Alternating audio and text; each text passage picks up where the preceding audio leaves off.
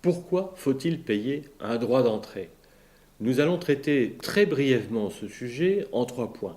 Ce que le franchisé en retire, ce que le franchiseur en retire et ce qui se passerait s'il n'y avait pas de droit d'entrée. Alors le franchisé, qu'est-ce qu'il obtient en échange de son droit d'entrée? Eh bien, il obtient une enseigne qui attire la clientèle.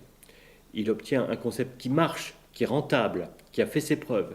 Il obtient un savoir-faire qui permet de faire tourner son affaire de manière rentable et pas simplement la possibilité de copier ce qui se voit de l'extérieur. Il obtient tous les trucs, les astuces, toute l'expérience du franchiseur et des franchisés précédents du réseau. Et puis il obtient une assistance pour monter son affaire également, de telle manière qu'il ne soit pas obligé de tout faire seul. Enfin, il obtient le moyen d'éviter des erreurs déjà faites par des quantités importantes d'entrepreneurs qui l'ont précédé dans ce réseau ou ailleurs. Le franchiseur, lui, de son côté, qu'est-ce qu'il obtient? Eh bien, le franchiseur, il couvre plusieurs frais. Ses frais de recherche et d'expérimentation pour mettre au point ce concept. Sa structure, la structure d'aide donc au lancement des franchisés, cette assistance qu'il doit à ses franchisés pour les aider à démarrer dans les meilleures conditions.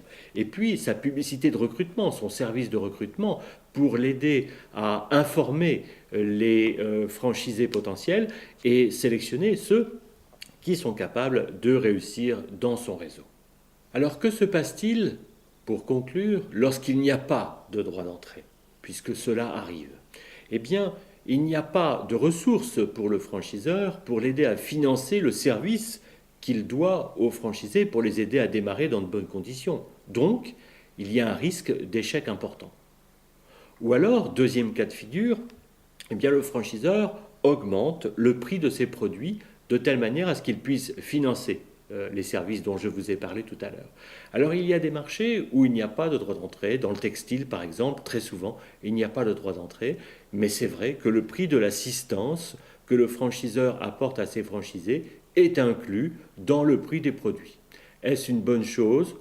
C'est en tout cas une habitude dans le textile, dans beaucoup de marques, de couvrir donc les frais d'assistance du réseau à travers les prix des produits, mais il faut se rendre compte que ça provoque une certaine inflation, une augmentation des coûts.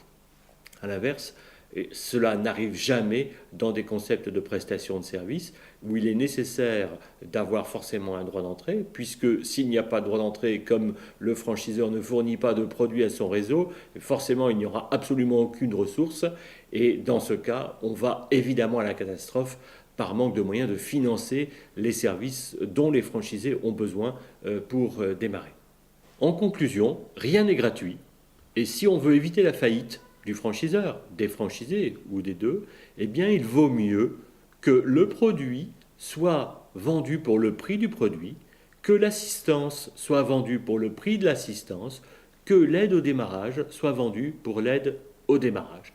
Et donc, il vaut mieux qu'il y ait un prix pour le produit, un prix pour les redevances et un prix pour les droits d'entrée. Cette transparence permet d'être beaucoup plus clair et d'être sûr que le service du franchiseur sera financé dans de bonnes conditions, de telle manière que vous, futurs franchisés, puissiez vous développer à l'intérieur de ce réseau sans crainte de voir votre franchiseur manquer de ressources pour vous satisfaire.